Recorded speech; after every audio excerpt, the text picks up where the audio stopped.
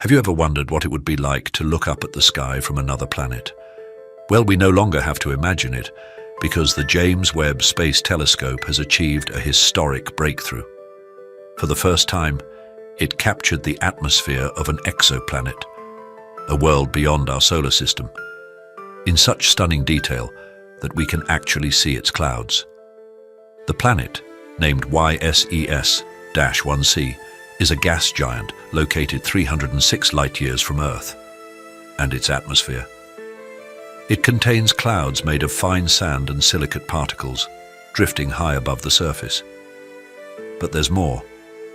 Another planet in the same system, YSES-1b, is surrounded by a swirling disk of dust rich in olivine, the very same mineral that forms peridot, a precious gemstone found here on Earth. The surprising part: that dust shouldn't even be there.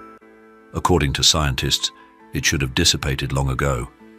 So why is it still present? Most likely we're witnessing a fresh debris cloud created by a collision between two celestial bodies. We may have just captured a moment that won't happen again for billions of years. How did we do it? Thanks to JWST's NIRSpec instrument, which analyzed the starlight passing through the planet's atmospheres.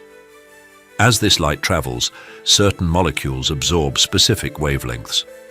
By studying those dips in the light spectrum, scientists can read the atmosphere. And what they found was astonishing. Water, carbon dioxide, methane, and carbon monoxide, all identified.